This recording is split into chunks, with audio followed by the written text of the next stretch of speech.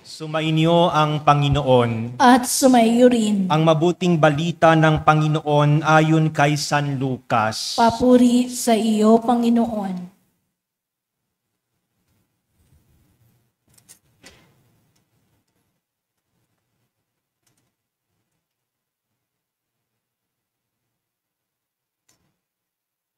Si Maria ay nagmamadaling pumunta sa isang bayan sa kaburulan ng Huda. Pagdating sa bahay ni Zacarias, binatin niya si Elizabeth. Nang marinig ni Elizabeth ang bati ni Maria, naggagalaw ang sanggol sa kaniyang tiyan. Napuspos ng Espiritu Santo si Elizabeth at buong galak na sinabi, "Pinagpala ka sa mga babae at pinagpala rin ang dinadala mo sa iyong sinapupunan. Sino ako upang dalawin ng ina ng aking Panginoon? Sapagkat pagkarinig ko ng iyong bati, ay naggagalaw sa tuwa ang sanggol sa aking tiyan. Mapalad ka, sapagkat nanalig kang matutupad ang ipinasabi sa iyo ng Panginoon." At sinabi ni Maria, "Ang puso ko ay nagpupuri sa Panginoon at nagagalak ang aking espiritu dahil sa Diyos na aking tagapagligtas, sapagkat nilingap niya ang kanyang abang alipin, at mula ngayon ako ay tatawaging mapalad ng lahat ng salinlahi, dahil sa mga dakilang bagay na ginawa sa akin ng makapangyarihan, banal ang kanyang pangalan. Kinahahabagan niya ang mga may takot sa kanya sa lahat ng salit-salinlahi. Ipinakita niya ang lakas ng kanyang mga bisi. Pinangalat niya ang mga palalo ang isipan. Ibinagsak niya ang mga hari mula sa kanilang trono at itinaas ang mga nasa abang kalagayan. Binusog niya ng mabubuting bagay ang mga nagugutom at pinalayas niyang wala ni anuman ang mayayaman. Tinulungan niya ang kanyang bayang Israel bilang pagtupad sa pangako niya sa ating mga magulang, kay Abraham at sa kanyang lahi magpakailanman. Tumira si Maria kina Elizabeth ng may 3 buwan at saka umuwi. Mga kapatid, ang mabuting balita ng Panginoon. Pinupuri ka namin, Panginoong Jesucristo. Magsiupo po ang lahat at makinig sa homilya.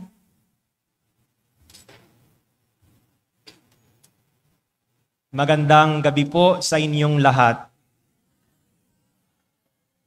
Unang-una, ako ay nagpapasalamat sa inyong paanyaya na magdiwang ng banal na misa sa parokya ng Mahal na Birhen ng Soledad, lalong-lalo na ngayon ay anibersaryo ng pagpuputong ng korona sa Mahal na Birhen.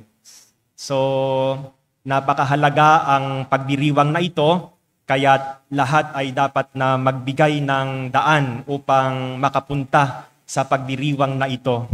May ticket kami ni Eman para sa concert ng Ben and Ben sa Araneta. Ngunit plano namin, hahabol pagkatapos ng misa, ngunit syempre hindi dapat minamadali ang misa. So payag ba kayo na hindi natin mamadaliin ang misa? Yes. So hindi natin mamadaliin, sabi ko saka na lang tayo sa susunod na lang. No? So wala na muna yung Ben and Ben. So ang ikalimang misteryo, ano po yung ikalimang misteryos ng luwalhati sa Santo Rosario? Ang ikalimang misteryo ng luwalhati ay ang pagpuputong ng korona sa Mahal na Birhen bilang reyna ng langit at lupa. Ang misteryo na ito ay kasunod at kaugnay ng ika-4 na misteryo. Ano yung ika-4 na misteryo? Ang pag-aakyat sa langit sa Mahal na Birhen. Si Maria, ayon sa dogma, ay iniakyat sa langit. At ang basehan ng dogmang iyon ay ang aklat ng mga pahayag na nagsasabi tungkol sa isang babae na nakatayo, nakatungtong sa buwan, nararamtan ng araw, at mayroong koronang 12 bituin. So sa mga pahayag na iyon, sa aklat ng pahayag, kinikilala na si Maria ay iniakyat sa langit at si Maria ang reyna ng langit at lupa. Kaya naman kung titingnan natin ang kalendaryo ng ating mga pagdiriwang, ang ating ordo, maaring mapapansin natin sa kasaysayan unang-una na ang kapistahan o ang pagtatalaga na si Maria ay reyna ng langit at lupa ay itinalaga apat na taon pagkatapos ng pagpapahayag ng dogma na si Maria ay iniakyat sa langit. So 1950, yung dogma ng pag-aakyat sa langit, 1954, ipinagdiwang na si Maria ay reyna ng langit at lupa. Kaya't sa ordo, 7 araw pagkatapos ng ating pagdiriwang ng pag-aakyat sa langit, ang kapistahan ni Maria bilang reyna. So si Maria ang reyna ng langit at ng lupa. So ano ang kahulugan ng pagkareyna ng mahal na Birheng Maria? Siya ba ay reyna katulad ng mga kinikilala nating mga reyna ngayon na napakaganda ang mga kasuotan, na napakaraming mga bodyguard, no? Na talagang pinaglilingkuran? So paano ang pagkareyna ng mahal na Birheng Maria? Kung babalikan natin ang banal na kasulatan, maaring makikita natin sa kasaysayan ng Israel na wala silang kinikilalang reyna.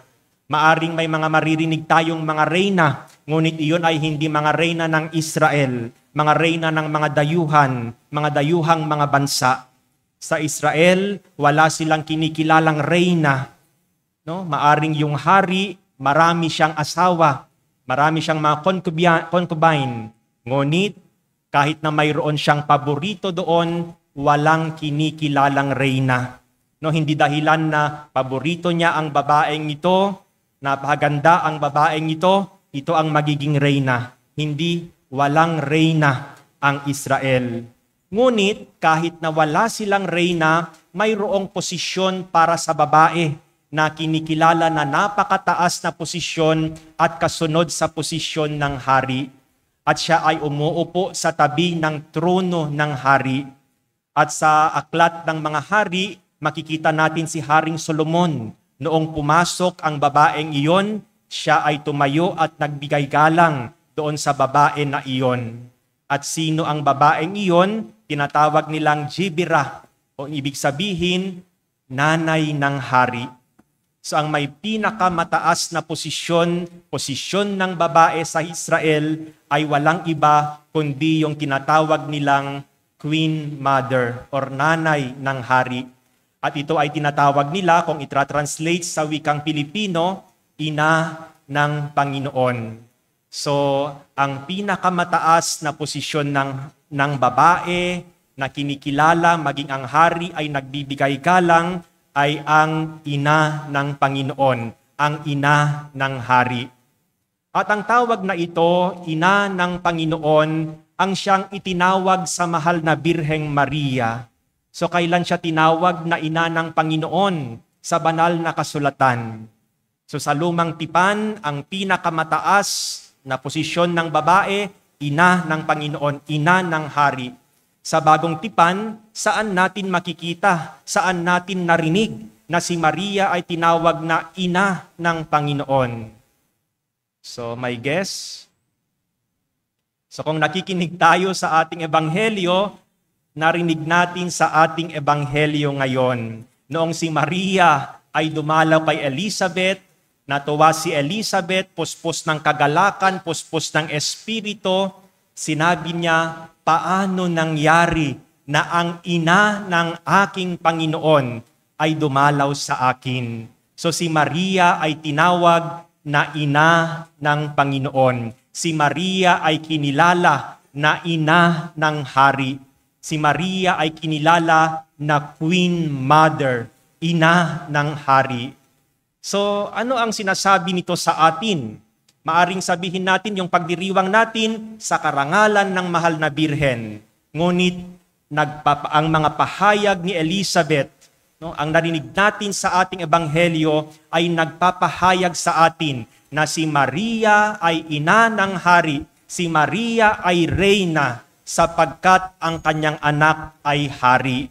Kung hindi hari ang kanyang anak, hindi siya ina ng hari. At dahil sa si Jesus ay kinikilala natin na hari, kinikilala natin na si Maria ay ina ng hari. Si Maria ay reyna. Sa madaling salita, hindi na paghihiwalay ang pagiging hari ni Jesus at ang pagiging reyna ng mahal na Birheng Maria. Kung kinikilala natin na hari si Jesus, si Maria ay ina ng hari. Kung kinikilala natin na si Maria ay ina ng hari, si Jesus na kanyang anak ang hari ng sanlibutan. So, ipinapahayag sa atin na si Maria ay reyna ng langit at lupa sapagkat ang kanyang anak na si Jesus ay hari ng sanlibutan.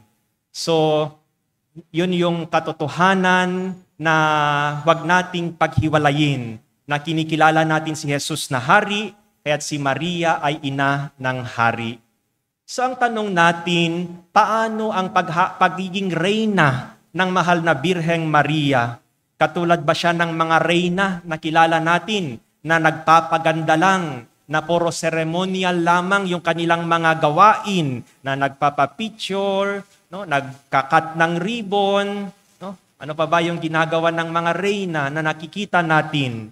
So sa ating ebanghelyo muli, si Maria ay pinapakilala hindi lamang reyna, kundi kung paano siya bilang reyna.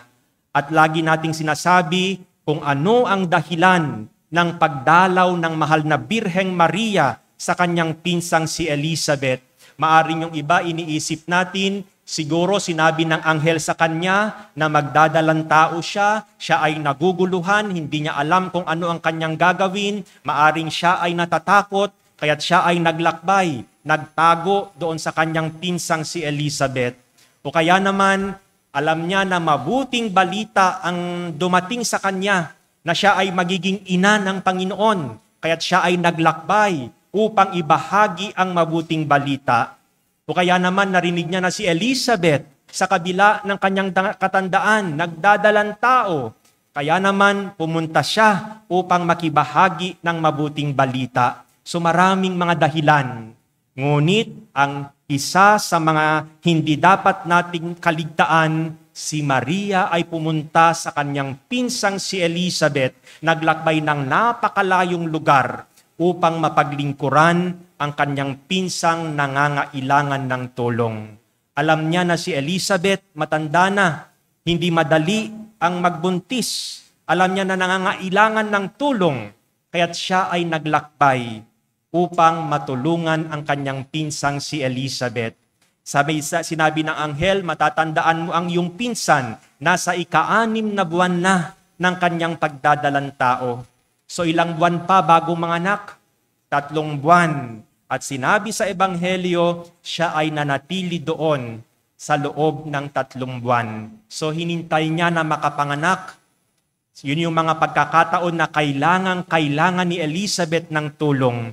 At si Maria ay naroon upang umalalay, tumulong sa kanyang pinsang nangangailangan. So ang pagkareyna ng mahal na Birheng Maria, no? Ito yung katulad ng ipinapahayag ng ating Panginoon, hindi pinaglilingkuran, kundi naglilingkod.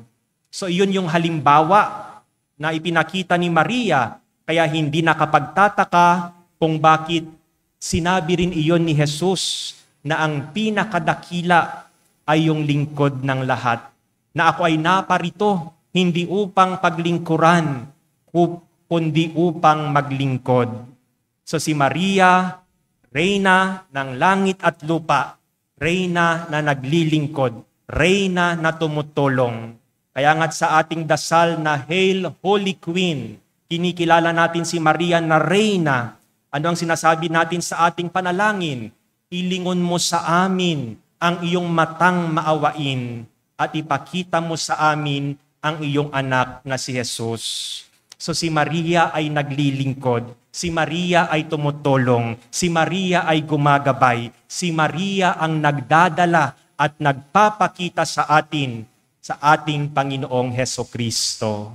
So, napakagandang larawan ng isang kinikilalang reyna. Napakagandang larawan ng isang kinikilalang pinuno, tagapaglingkod. No? Hinuhuli ang sarili, inuuna ang kapakanan ng pinaglilingkuran.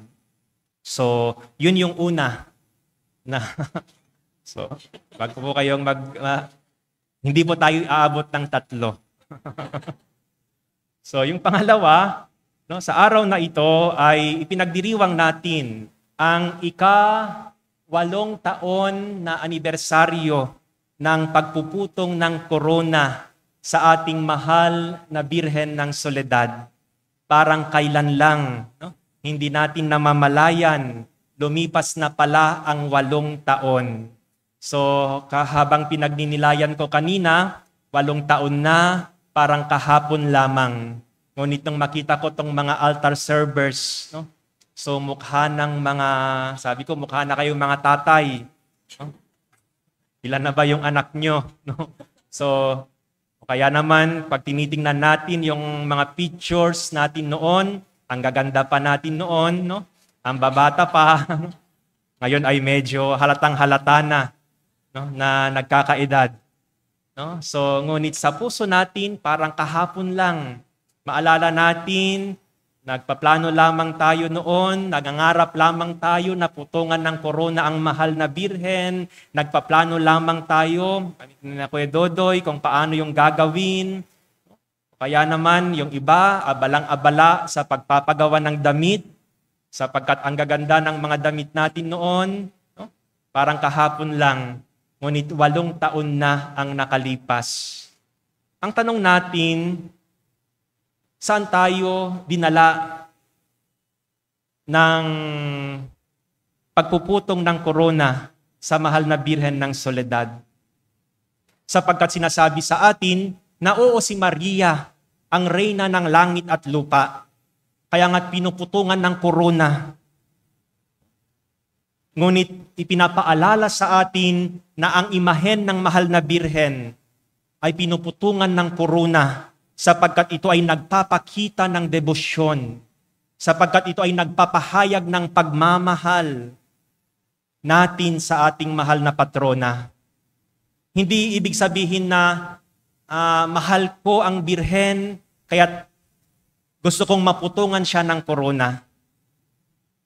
So sinasabi natin na sapagkat may debosyon tayo, kaya't pinuputungan ng korona. Ngunit ang tanong natin ngayon, 8 taon na ang nakakalipas. Saan tayo dinala ng ating pagmamahal at pagpuputong ng korona sa mahal na Birhen ng Soledad? Lagi nating tandaan na ang debosyon ay hindi lamang pagbibihis ng mga imahen. Ang debosyon ay hindi lamang pagbubulaklak. Ang debosyon ay hindi lamang pag-e-exhibit. Ang debosyon ay hindi lamang Grand Marian Procession. Sapagkat kadalasan, doon lang natin na ipapakita ang ating debosyon. Oo, mahalaga ang mga bagay na iyon, na ipapahayag natin ang ating pagmamahal. Ngunit hindi lamang doon ang sukatan ng ating pag-ibig at debosyon. So saan na tayo sa ating debosyon sa mahal na Birhen ng Soledad? Hanggang doon pa rin ba pagsasayaw-sayaw? Hanggang doon pa rin ba prosesyon? Hanggang doon pa rin ba mga exhibit, pagbibihis at pagbubulaklak? Dapat ay lumalago at lumalalim na tayo. 8 taon na ang nakakaraan. Dapat ay mas malalim na ang nagiging resulta ng koronasyon na nagpapahayag ng debosyon natin sa mahal na Birhen. Laging sinasabi sa atin, devotion is imitation. Mahal natin ang mahal na Birheng Maria, kaya tinutularan natin siya. Tayo pa ba, katulad ni Maria, ay naglilingkod? Naglilingkod pa rin po ba tayo? Inuuna pa ba natin ang ating paglilingkod? So, kapag tayo ay tunay na may debosyon, hindi lamang pili yung mga araw na ipinapahayag natin ang ating debosyon. Kailangan sa bawat araw ng ating buhay, maglaan tayo ng panahon upang maipahayag ang debosyon na iyon. Sa isa sa aking mga pagninilay sa mga nangyayari, sapagkat siguro lahat naman ng parokya, nagiging problema din yung mga kabataan. Yung mga kabataan, kapag mayroong activities, napaka-active, napakasaya. Ngunit kapag walang activity, nasaan sila? So hindi ibinababa yung paglilingkod ng mga kabataan, kundi hinahamon natin, tinatanong natin ang mga kabataan, nasaan sila kapag mga ordinaryong pagkakataon. O kaya naman wag nating sabihin kabataan lang, tayong lahat, sapagkat napapansin din sa mga simbahan, kapag may mga activities, napakaraming mga tao. Ngunit kapag mga ordinaryong mga araw, marami kasing gawain, marami kasing pananagutan sa buhay. So sa aking pagninilay, ang iniisip ko, siguro dahil mga bata tong mga ito, naghahanda sila para sa kanilang future, nagsisimula sila sa kanilang karir, kaya't nakakalimot sa Diyos. Ngunit kapag pag-iisipan naman natin ng mabuti, ang lahat ng pagtatagumpay ay nanggagaling sa Diyos. Oo, kailangan nating magsimula ng buhay. Kailangan nating umunlad sa ating karera. Ngunit dapat nating tandaan na hindi natin magaganap at makakamit yung mga nais nating makamit kung hindi natin inuuna ang Diyos. Kaya sa aking pagninilay, oo, kailangan kong lumago sa aking karir, kailangan kong gawin ang mga bagay-bagay na ito, kaya't kailangan ko na lumapit sa Diyos. So, yung tanong natin, babalik tayo sa tanong natin, kung tayo ay tunay na nagmamahal, kung tayo ay tunay na nagdedebosyon sa mahal na Birhen, dapat yung debosyon na ito ang naglalapit lalo sa atin, hindi lamang sa mahal na Birhen, kundi yung ultimate na layunin natin, makalapit sa Diyos, makatulad sa Diyos. Sapagkat lahat naman tayo, tinawag sa kabanalan, maging katulad ng Diyos. O kaya naman, paano natin maipapakita na lumago na tayo sa ating debosyon? Sabi natin, pagtulad, paglapit kay Jesus. So katatapos ang eleksyon. At kung titingnan natin sa Facebook, naghahanda na para sa susunod na mas malaking eleksyon. Sa ang tanong natin, yung pagboto ba natin nakikita ang ating debosyon? Baka naman sayaw-sayaw tayo, prosesyon tayo, ngunit pagdating sa balota, nandoon pa ba ang mahal na Birhen ng Soledad? Isinaalang-alang pa ba natin ang mga turo, ang halimbawa ng mahal na Birhen ng Soledad?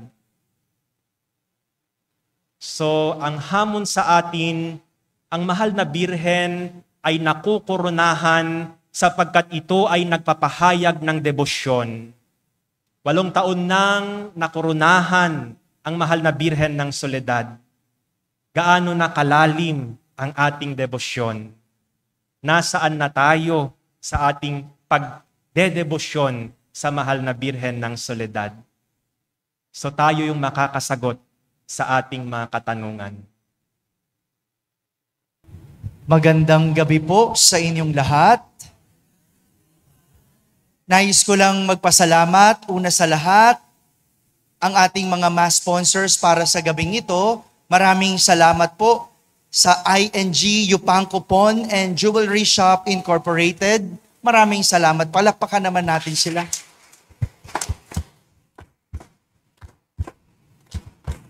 Salamat po sa mga nag-alay ng sobre. Ganun din sa mga nagmula sa Barangay 272 sa pamumuno ni Chairwoman Malen Bautista at ang kanyang konseho. Palakpakan naman po natin.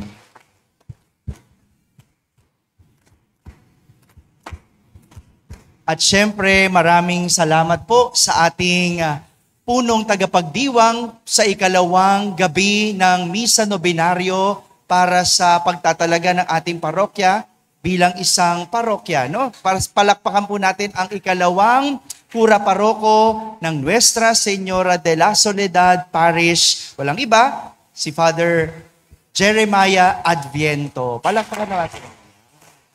Father Jerry, maraming salamat. Si Father Jerry ay nagdiriwang ng kanyang kaarawan bukas. Kaya batiin na natin, mauna na tayong bumati sa kanya. Batiin natin ang isang maligayang kaarawan.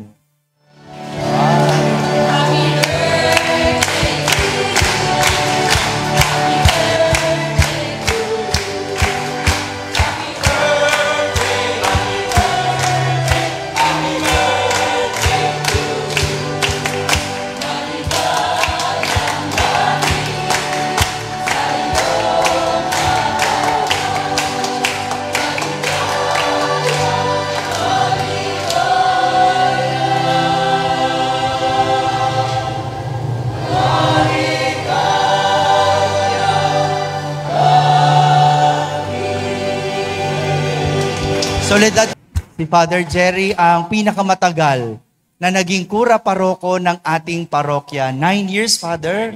9 years, no? Maraming salamat, Father. Kayo po ay bahagi ng aming parokya at patuloy na magiging bahagi ng ating parokya. Palakpakan natin for the last time, Father Jerry Adviento. At syempre, bukas po, sama-sama pa rin tayo. Samahan nyo kami na magdiwang ng ikatlong Misa Nobenaryo na walang iba kundi si Father Sanico ng Don Bosco. Ayan, palakpakan natin si Father Hat. Sama-sama pa rin tayo na magdiwang ng banal na misa bukas, 6:00 pa rin ng gabi. Maraming salamat po. And Father Jerry, thank you po. Maraming salamat po, Father. Sabi ko kanina kay Father, 3 years ka pa dito. Dahil 3 years pa lang sasabihin ng Kardinal, another 6 years. So mas magiging matagal siya sa akin dito. Ayan. So muli po, maraming salamat. Bukas ay solemnity dito sa parokya. Sapagkat anniversary ng dedication for the last time. Dahil papalitan na yung simbahan. So kanina iniisip ko, kapag ako ay nagmimisa sa punta at kapag umuulan, naaalala ko kayo. So, lagi kong nasa isip ko kapag ganong sitwasyon, kawawa naman yung mga kaibigan natin doon na nababasa ng habang nagmimisa. So, ako ay natuwa noong sabihin ni Father na ipapagawa ang simbahan na hindi na kayo mababasa, hindi na kayo mababaha. So, tulungan natin si Father sa mga gawain dito sa ating parokya. Muli po, maraming salamat. Sumainyo ang Panginoon. At sumaiyo rin. At pagpalain kayo ng makapangyarihang Diyos, Ama, Anak, at ang Espiritu Santo. Amen. Tapos na po ang ating pagdiriwang.